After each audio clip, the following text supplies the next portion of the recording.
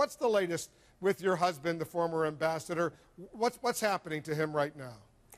Wolf, we're very concerned. His friends, his family, all of those who support democracy in Pakistan and human rights.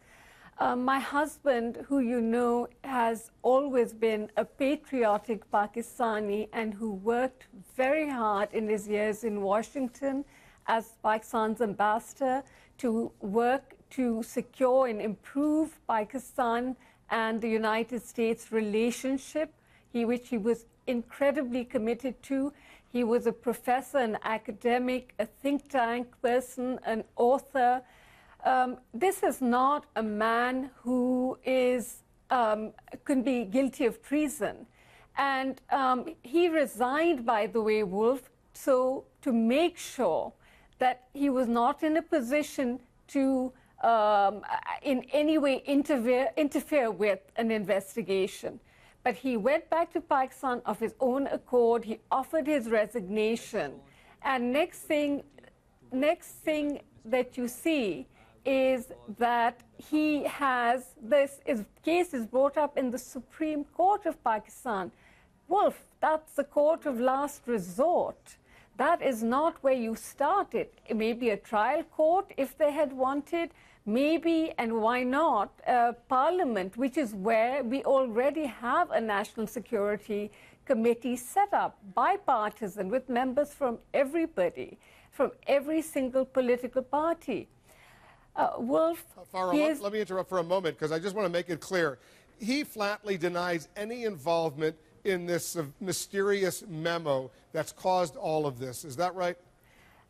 Wolf, not only does he flatly deny it, you know that General Jim Jones filed an affidavit in the Pakistani Supreme Court saying that he did not believe that Ambassador Haqqani had anything to do with it, and that it was So, you know, when you have someone of the level of General Jim Jones, and then Admiral Mike Mullen has later said that he did not think the memo was credible. Now, these are two very senior and very credible American voices.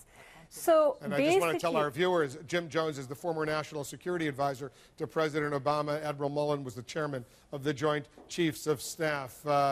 Is he, for all practical purposes, Farah, is he under house arrest right now? Can he move freely around the country? We know he can't leave. He is, he cannot leave the country, and he is surrounded by an incredible amount of security. And he has received very serious death threats, as has his lawyer. And also, I had some issues while I was still in Pakistan, and all the citizens of Pakistan, the journalists who have written in Ambassador Haqqani's favor, there have been threats to their children. There have been threats of acid being thrown in their faces. The members of civil society who signed the petition for Ambassador Haqqani, they have also been threatened, and in very serious ways. Basically, Wolf, I will tell you how I see it. Benazir Bhutto started the last attempt to take Pakistan back, to bring democracy and a real rule of law back, to bring back the importance of human rights to Pakistan. She was killed by those forces who want to always control the narrative in Pakistan. Then last year, 1 year ago, Governor Salman Taseer was murdered for standing up, ostensibly, for a poor Christian woman. Then our minorities minister, Shahbaz Bhatti, a Christian, was murdered soon after that.